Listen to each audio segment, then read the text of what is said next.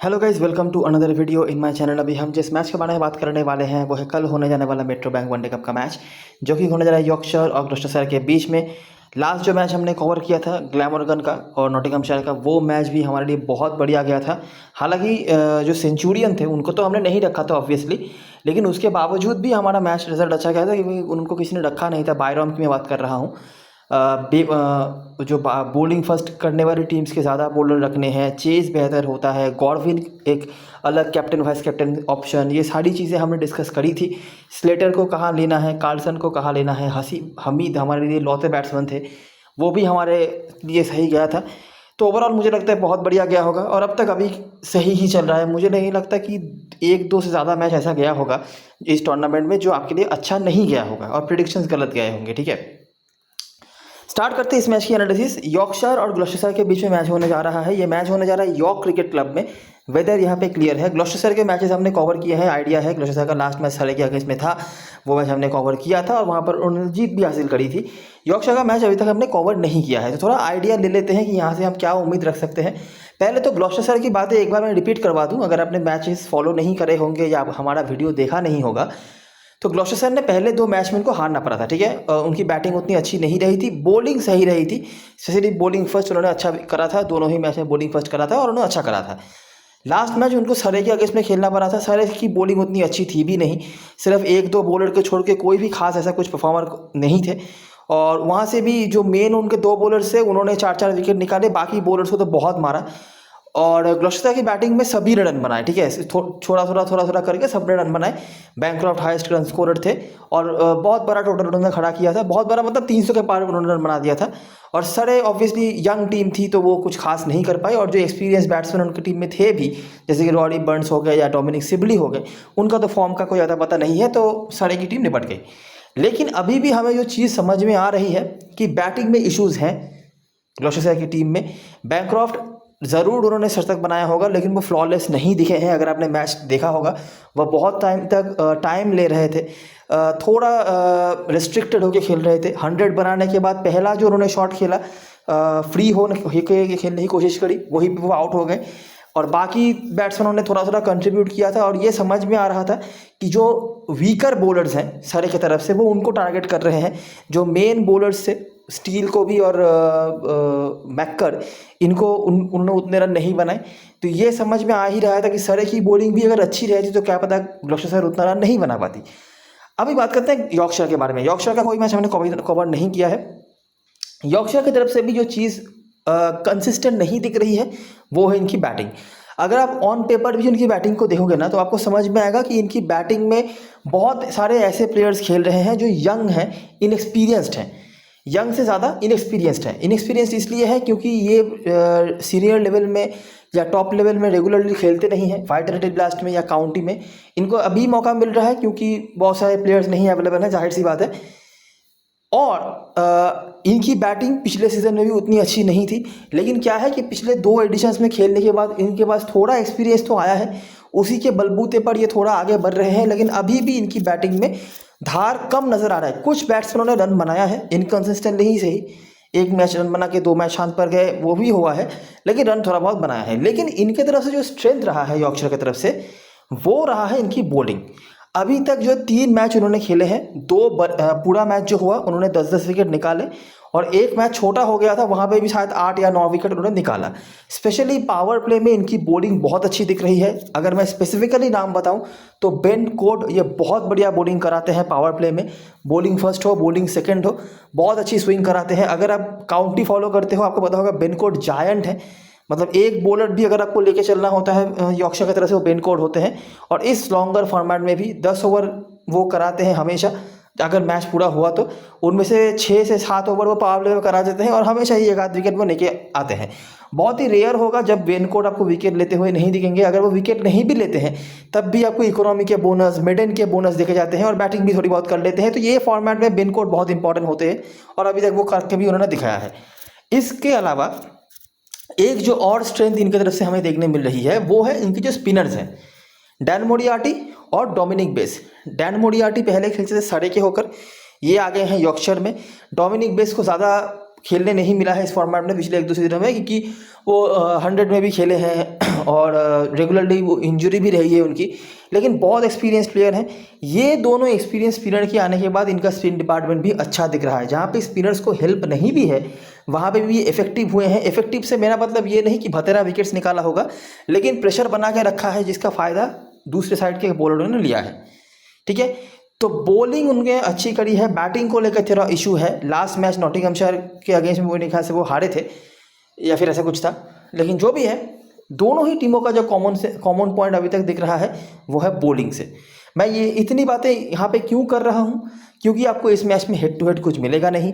Ground में भी गिने चुने मैच है, 5 मैच तो मैं निकाल के लाऊंगा, फिर भी वो तो मिल जाएगा, लेकिन हेड टू हेड का कोई इन्फॉर्मेशन नहीं है। तो इसीलिए करेंटली दोनों टीम क्या कर रही है उसके ऊपर बहुत सारी चीज़ें डिपेंड करेंगी। आगे बढ़ते हैं। तो यॉर्क क्रिकेट मैच होने जा रहा है। पिछले सीजन की बात करें तो यॉर्कशायर ने 6ठे स्थान पर खत्म किया था ग्रुप ए में। ग्लौस्टर की बातें हम कर चुके हैं। आखिरी 5 मैचों में 4-0 से आगे है ग्लौस्टर। 1 मैच नो रिजल्ट रहा है, लेकिन इससे कोई रेलिवेंट नहीं है क्योंकि आखिरी मैच हुआ था 2015 में। इस ग्राउंड में रिकॉर्ड की बात करें तो बराबर का माहौल है, 2-2 करके मैच खेलने मिले हैं दोनों ही सीजनों में, और 1 जीत 1 हार हर सीजन में इनको मिला है। इंडिविजुअल परफॉर्मर की बात करें तो बैटिंग में आप देख सकते हो यॉर्कशायर की तरफ से कुछ भी नहीं है। अभी भी अगर आप इस सीजन में परफॉर्मेंस देखोगे तो सबसे इनकंसिस्टेंट जो इनका पोजीशन है वो बैटिंग से ही है। बॉलिंग पे भी कुछ खास नहीं है। रेविस ने थोड़े विकेट्स निकाले थे, लेकिन अभी क्या है कि कुछ बॉलर्स के परफॉर्मेंस आ रहे हैं, एक्सपीरियंस बॉलर आए हैं। स्पिनर्स की मैंने बात करी, बेन कोट के विकेट्स आ रहे हैं, तो इसीलिए थोड़ा बेहतर दिख रहा है, नहीं तो पिछले सीजन में और भी अच्छा नहीं था। उसके बावजूद भी एज ए टीम उन्होंने 6ठे स्थान पर खत्म किया, 9वें स्थान पर खत्म नहीं किया, ये बहुत बड़ी बात है। हेड टू हेड में कुछ नहीं है। हमें डायरेक्टली आ जाना पड़ेगा ग्राउंड के बारे में बात करने के लिए कि यहाँ पे हमें क्या देखने मिल रहा है। जो आइडिया आपको ग्राउंड से मिल सकता है बता दूं मैं। हालांकि अभी जो कॉमन सेंस है, कॉमन सेंस ये दिखा रहा है, करंट फॉर्म ये दिखा रहा है कि दोनों ही टीमों की बॉलिंग बहुत अच्छी है। ठीक है, बैटिंग इनकंसिस्टेंट है। हालांकि इस ग्राउंड में रन्स तो बने हैं, ठीक है, लेकिन किन टीमों के अगेंस्ट में रन बनाया है यॉर्कशायर ने? यॉर्कशायर का होम ग्राउंड है तो ऑब्वियसली उन्होंने खेला ही है, और कहाँ पे उन्होंने रन नहीं बनाए हैं वो फॉलो करना ज़रूरी होगा। देखो, ये मैच था वारविकशायर के अगेंस्ट में। वारविकशायर अच्छी बॉलिंग लाइनअप वाली टीम है, इनको हल्के में आप नहीं ले सकते। उनके अगेंस्ट में इन्होंने बनाया था 320 रन। कौन से स्कोरर से? ड्यूक टैटरसर नहीं खेल रहे। ड्यूक यहाँ पे ओपनिंग करते थे, अभी काफ़ी नीचे आते हैं। हिल, पेसर्स का ही अपर हैंड होता है। स्पिनर्स उतना कुछ खास यहाँ पे इफेक्ट वगैरह नहीं है। विकेट ज़रूर मिला होगा, लेकिन कोई खास हेल्प नहीं है। इवन किसी भी बॉलर के लिए कोई हेल्प नहीं है यहाँ पे, अनलेस कि आप शुरुआती ओवर्स में अगर बॉलिंग कराते हो तो वो मतलब मॉइस्चर का फ़ायदा नहीं खा पाते हो, तब अलग बात है, क्योंकि ये ग्राउंड बिल्कुल खुला हुआ ग्राउंड है। ठीक है, ये स्टेडियम वगैरह नहीं है, तो ब्रीज चलते हैं, तो शुरुआती ओवर्स में आपको शायद वो हवा का हेल्प मिल भी जाए, लेकिन ज़्यादा उम्मीद हम यहाँ पे नहीं रख सकते। वारविकशायर ने भी अच्छी बल्लेबाजी करी थी, लेकिन वो पीछे रह गए। जहाँ पे कोड और हिल इन्होंने परफॉर्म करे थे।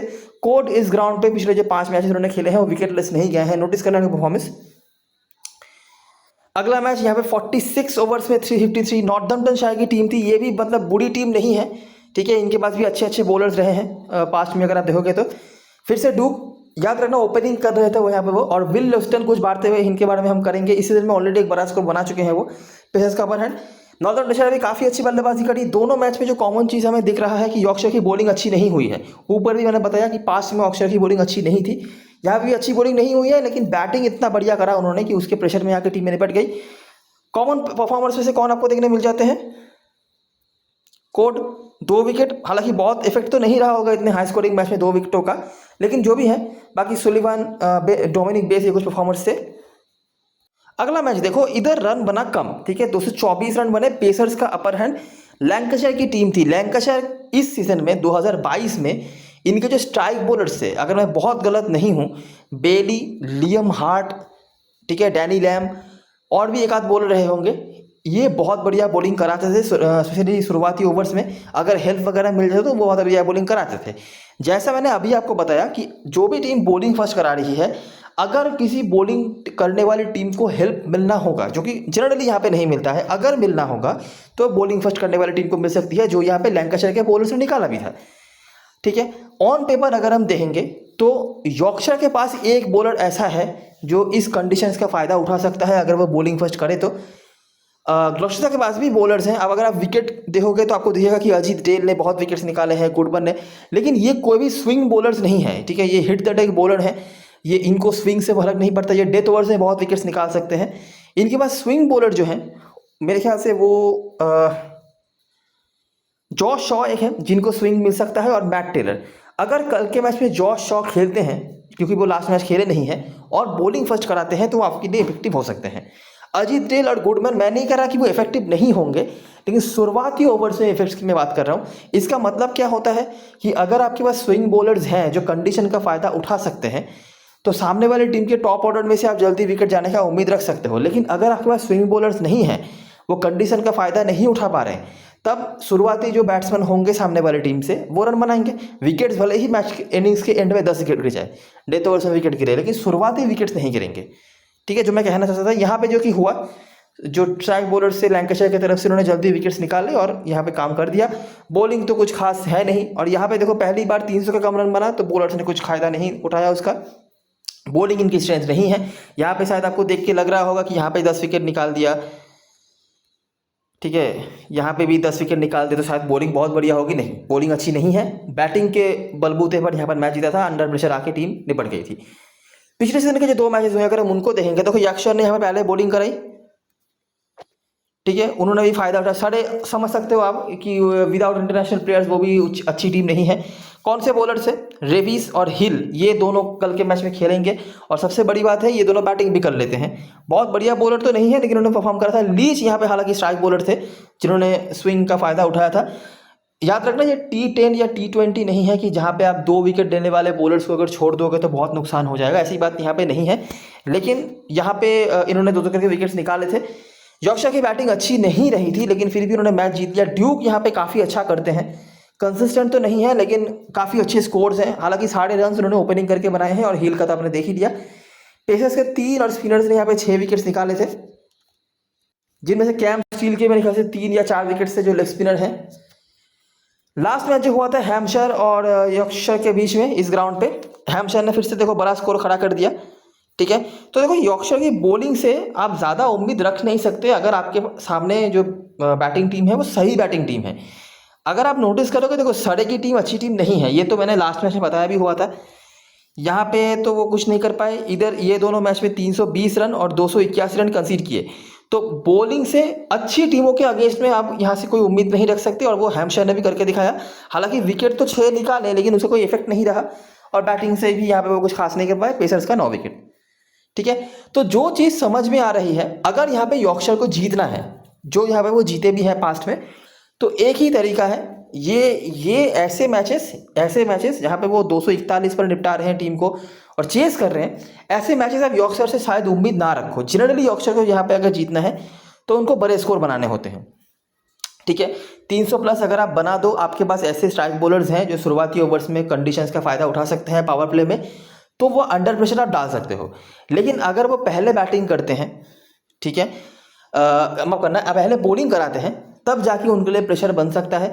इवन अगर वो पहले बैटिंग भी करते हैं और अगर वो जल्दी बड़ा स्कोर नहीं खड़ा कर पाते हैं, तब भी उनके ऊपर प्रेशर बन सकता है, ठीक है।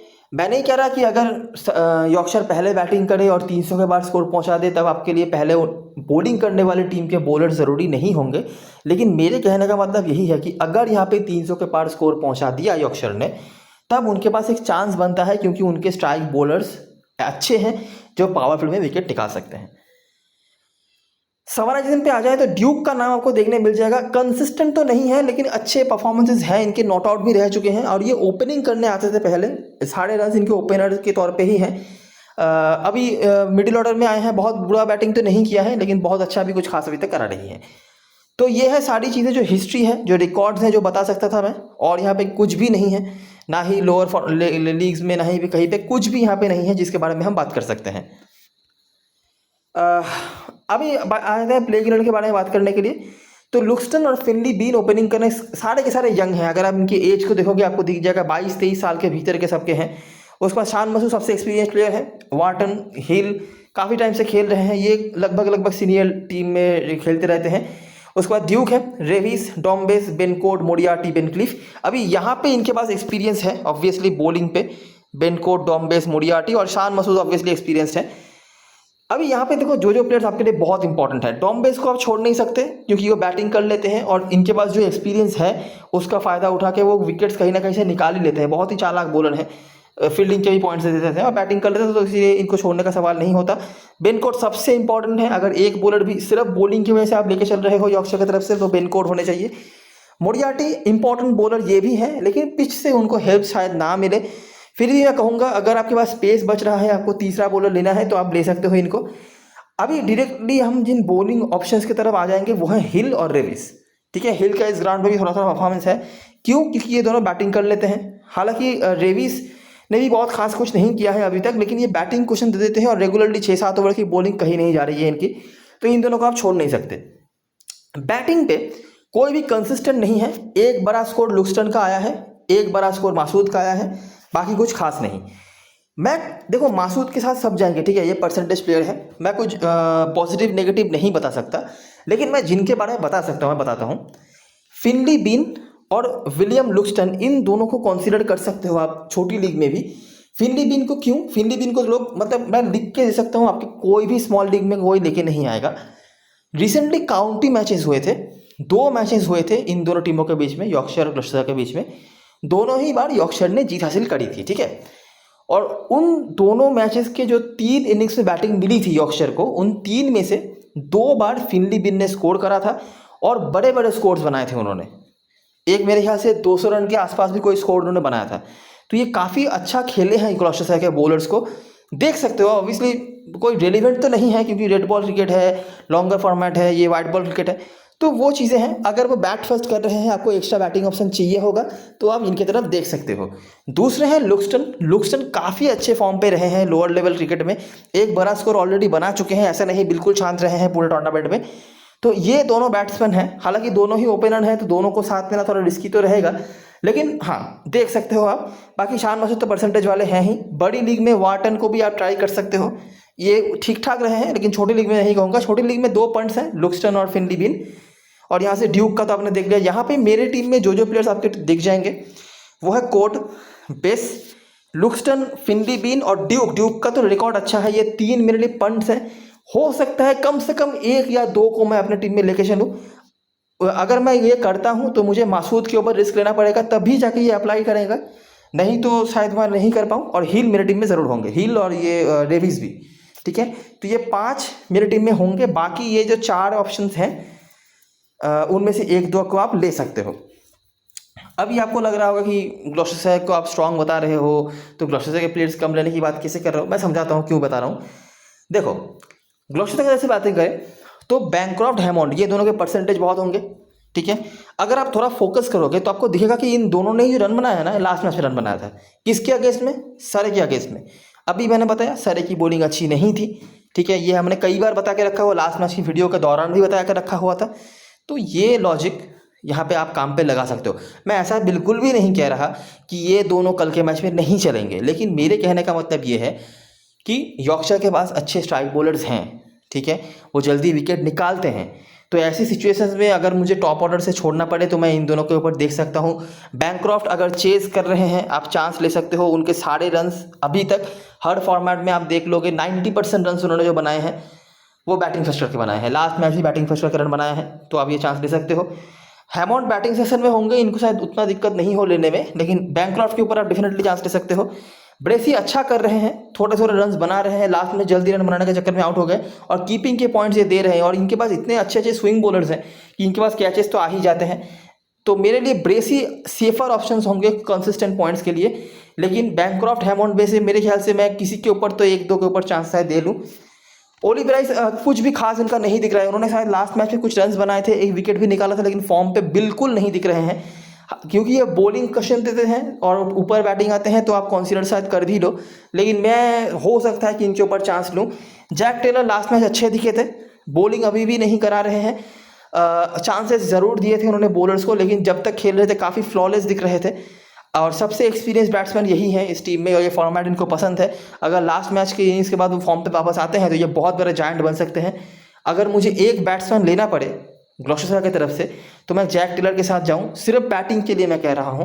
बाकी तो चलो हैमॉन्ड भी एक बैटिंग ऑप्शन है, अगर मुझे हैमॉन्ड और जैक टेलर में से एक लेना पड़े तो मैं जैक टेलर के साथ जाऊंगा।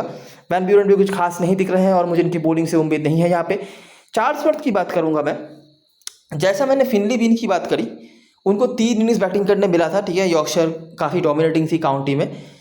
उसी काउंटी में 2 जो मैच हुए थे, 4 इनिंग्स बैटिंग मिला था ग्लॉस्टरशायर को, ठीक है। 4 में से 3 इनिंग्स में चार्ल्सवर्थ ने भी अच्छे स्कोर्स बनाए थे, लेकिन उन्होंने फिनली बीन की तरह इतने बड़े बड़े स्कोर्स नहीं बनाए थे। 40-50 के आसपास का स्कोर इनका था। तो ये एक पॉइंट बन सकते हैं। छोटी लीग में मैं अभी भी सजेस्ट नहीं करूंगा, ये भी फॉर्म पे नहीं दिख रहे हैं, लेकिन बड़ी लीग में आप देख सकते हो। उसके बाद टेलर, और यहाँ पे अगर शॉ खेलते हैं तो ये दोनों आपके लिए बहुत इंपॉर्टेंट होंगे। टेलर तो मस्ट हैव है क्योंकि ये बैटिंग भी कर लेते हैं, और स्विंग बॉलर एक ही दिख रहे हैं कल लास्ट मैच के प्ले इलेवन के हिसाब से। तो अगर बॉलिंग फर्स्ट हो रही है तो गुडमन को भी ऐड कर लेना, नहीं तो डेल तो आपके पास है ही। डेल और गुडमन का फायदा ये है कि ये डेथ ओवर में बॉलिंग कराते हैं, ठीक है। तो बॉलिंग फर्स्ट हो बॉलिंग सेकंड हो, आप इन दोनों को लेके चल सकते हो। चाहे 70 रन भी दे दें, लेकिन विकेट्स वो आपको निकाल के देते हैं। स्पेशली अजीत डेल, ये तो बैटिंग भी कर लेते हैं। तो मेरे टीम में जो प्लेयर ज़रूर से रहेंगे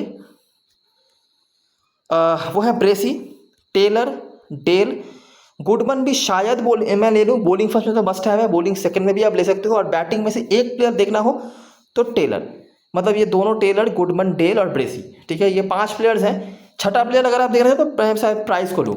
अगर बैनक्रॉफ्ट को लेना है, जो सभी लेंगे, बैटिंग फर्स्ट में लेना, बैटिंग सेकंड में आप चांस ले सकते हो। मैं बार बार एक चीज़ बता रहा हूँ, हो सकता है कि ये सिलेक्शन बैनक्रॉफ्ट को ना लेने का आपको बैकफायर भी कर जाए, लेकिन कहीं पे अगर आपको चांस लेना है तो यही है। यॉर्कशायर की स्ट्राइक बॉलर्स ने अच्छा करा है। उनके अगेंस्ट में जो रन बनाने वाले प्लेयर्स रहे हैं वो generally middle order, lower order से रहे हैं, जहाँ से मैंने भी अपने बैट्समैनों को लिया है। ब्रेसी को खाली टॉप ऑर्डर से लिया है क्योंकि वो कीपिंग के पॉइंट देंगे। कैप्टन पर्सन चॉइस की बात करें, बेस और कोर्ट के आसपास लोग जा सकते हैं, यही कंसिस्टेंट है सबसे ज़्यादा। उसके बाद हिल और रेविस। हिल ज़्यादा लॉजिकल दिखते हैं क्योंकि ये जेन्युइन ऑलराउंडर हैं। मसूद बैटिंग से और मोडियाटी बॉलिंग से यहाँ पर। उसके बाद आप जो मेरे पंट्स हैं, फिनली बीन और लुक्सटन का मैंने बताया, उसको आप बड़ी लीग में ट्राई कर सकते हो।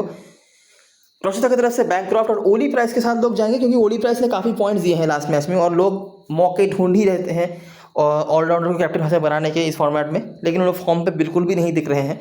बाकी पॉइंट तो बिल्कुल दे सकते हैं। देखो 30 रन, 1 विकेट, कुछ कैचेस मिल जाए तो पॉइंट तो आ सकता है, लेकिन मैं ओवरऑल परफॉर्मेंस की बात कर रहा हूँ जो मुझे इनसे ज़्यादा उम्मीद नहीं है। रिस्क में मैट टेलर मस्ट हैव है। ब्रेसी को भी आप लेके चल सकते हो, स्पेशली अगर वो चेस कर रहे हैं तो, क्योंकि कीपिंग के पॉइंट देते हैं। अजीत देन मस्ट हैव है क्योंकि ये बैटिंग कर लेते हैं और क्रिटिकल ओवर्स में बॉलिंग कराने आते हैं। उसके बाद गुडमन और जैक टेलर। गुडमन का भी वही है, बॉलिंग फर्स्ट मस्ट हैव है, बॉलिंग सेकंड में आप सोच सकते हो। और जैक टेलर बैटिंग में लास्ट मैच में अच्छे फॉर्म पे दिखे थे। बॉलिंग अभी तक कराई नहीं है, लेकिन ये बॉलिंग भी करा सकते हैं। लेकिन हाँ, लास्ट मैच में फॉर्म पे दिखे थे, और अगर ये फॉर्म पे आ गए तो ये फॉर्मेट इनको बहुत पसंद है। ये मैच जो है ना, बहुत ज़्यादा एक तरफा हो सकता है। एक तरफा आप जीत सकते हो शायद 100-150 के पॉइंट से, और एक तरफा हार भी सकते हो। इसलिए बड़ी लीग के लिए मैच काफ़ी अच्छा है। हालांकि बड़ी लीग कहीं पे अच्छा तो है नहीं, लेकिन वही है, ठीक है। पूरी जनता क्या करेगी? पूरी जनता ग्लॉस्टरशायर के सपोर्ट में टीम बनाएगी। एक रीज़न तो ये है कि ग्लॉस्टरशायर के प्लेयर्स का उनको परफॉर्मेंस पता है। लास्ट मैच दिया था ग्लॉस्टरशायर का मैच ड्रीम 11 ने। यॉर्कशायर के परफॉर्मेंस का उतना नहीं पता। नाम बड़े बड़े हैं ग्लॉस्टरशायर की तरफ से, और वो यही चीज़ की वजह से ग्लॉस्टरशायर प्लेयर्स के नाम बड़े हैं। इसी रीज़न की वजह से लोग ग्लॉस्टरशायर के प्लेयर्स को ज़्यादा लेंगे भी। मैं अपना सिलेक्शन बता देता हूँ। बेन कोट मस्ट हैव है। हील, रेविस, ये दोनों तरफ से पॉइंट दे सकते हैं। बेसिकली ज़्यादा से ज़्यादा हील, रेविस आप सोच भी सकते हो। बेस क्योंकि दोनों तरफ से पॉइंट देंगे इसलिए। हालांकि मुझे इनकी बॉलिंग से ज़्यादा उम्मीद नहीं है, लेकिन ये बैटिंग भी कर लेते हैं और उनको विकेट लेना आता है। एक आध भी सही, लेकिन लेना आता है। मैट टेलर मस्ट हैव है। अजीत डेन इसलिए ये बैटिंग कर लेते हैं और क्रिटिकल ओवर में बॉलिंग कराते हैं। गुडमन बॉलिंग सेकंड में आप सोच सकते हो। कीपर मैंने ड्यूक को रखा है। ये थोड़ा नीचे ज़रूर आते हैं, लेकिन इनके रिकॉर्ड्स काफ़ी अच्छे हैं और कीपिंग के पॉइंट जो है वो दे सकते हैं। इसके अलावा जनता जो है बैनक्रॉफ्ट के साथ जा रही है। मैंने मेरा पॉइंट ऑफ व्यू रख दिया। ब्रेसी मेरे लिए ज़्यादा इंपॉर्टेंट है इसलिए क्योंकि वो कीपिंग के पॉइंट दे सकते हैं और ये बेहतर दिखे हैं बैनक्रॉफ्ट से अभी तक। स्पेशली अगर वो चेस कर रहे हैं मेरी टीम में ज़रूर होंगे। बैटिंग फर्स्ट में आप शायद सोचो। और फिनली बीन मैं स्मॉल लीग में अभी के लिए नहीं ले रहा, लेकिन अगर मेरे को लगे तो मैं रिस्क ज़रूर ले सकता हूँ। बैट्समैनों में से जनता जा रही है हैमॉन्ड और मासूद के साथ। मासूद कंसिस्टेंट नहीं दिख रहे हैं। हैमॉन्ड भी कोई खास फॉर्म पे नहीं थे लास्ट मैच के पहले तक। तो बस यही मेरा पॉइंट ऑफ व्यू है। जैक टेलर को मैं शायद ले लूँ। ये कैचिंग पोजीशन पे खड़े भी रहते हैं और ये बॉलिंग भी करा सकते हैं और ये फॉर्मेट इनको पसंद है। सबसे बड़ी बात यहाँ पे लुक्सटन का मैंने बताया यॉर्कशायर की तरफ से, और चार्ल्सवर्थ ग्लॉस्टरशायर की तरफ से। ज़्यादा से ज़्यादा लुक्सटन को मैं कहूँगा। इनके ऊपर आप देख सकते हो। हालांकि लुक्सटन और फिनली बीन दोनों ओपनर साथ में हो जाएंगे तो वो थोड़ा रिस्की भी हो सकता है, लेकिन हाँ ये पॉइंट्स हैं हमारे। ऑलराउंडर में ये 3 हैं। ओली प्राइस को आप इसलिए ले सकते हो कि ये कंसिस्टेंटली कुछ ना कुछ पॉइंट दे सकते हैं। बैटिंग से बॉलिंग से, लेकिन मुझे इनसे भी ज़्यादा उम्मीद नहीं है क्योंकि इनकी बॉलिंग मुझे लग नहीं रहा है यहाँ पे काम पे आ जाएगी और बैटिंग से फॉर्म पे दिख नहीं रहे हैं। लेकिन फिर भी मैं कहूँगा अगर आपको सेफ जाना है ये ओली प्राइस को लेके चलो, 15-20 रन 25 रन और एक विकेट भी इनको 70 के आसपास पॉइंट दिलवा के जाएगा। फिलहाल मैंने 9 प्लेयर्स रखे हैं लेने लायक प्लेयर्स। कीपरों में से 2 हैं स्मॉल लीग में, ब्रेसी और बैंक्रॉफ्ट। बैट्समैनों में से 2 हैं मसूद और हैमंड। ऑलराउंडरों में से 1 है ओली प्राइस। ठीक है, आप टॉस के ऊपर डिपेंड करके देख लेना। ये शायद मेरा बेसिक स्ट्रक्चर हो, मैं शायद 1-2 चेंज करूँ टॉस के ऊपर डिपेंड करके, तो वो ही छोटा मोटा चेंज होगा। कैप्टन वाइस कैप्टन चॉइस की बात करें, मैट टेलर बहुत अच्छे ऑप्शन दिख रहे हैं क्योंकि सामने वाली टीम की बैटिंग अच्छी नहीं है, ये बैटिंग कर लेते हैं, ये अच्छे फॉर्म पर चल रहे हैं, दिक्कत वाली बात नहीं है। वाइस कैप्टनसी के लिए अजीत देल के साथ जा सकते हो आप अगर स्पेशली बॉलिंग फर्स्ट कर रहे हैं तो, नहीं तो बेनकोट। मैं बैट्समैनों के साथ इसलिए नहीं कह रहा स्मॉल लीग में क्योंकि मुझे भरोसा नहीं है किसी पे भी ज़्यादा।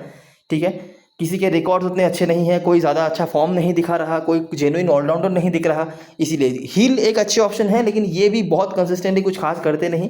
कंसिस्टेंट शायद आपको कुछ ना कुछ पॉइंट दे दे, लेकिन कैप्टन वाइस कैप्टन वाले भरोसे मुझे इनसे नहीं आ रहे हैं।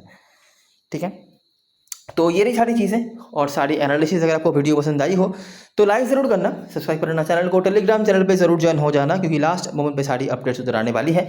तब तक के लिए best luck for this match and go by fun now.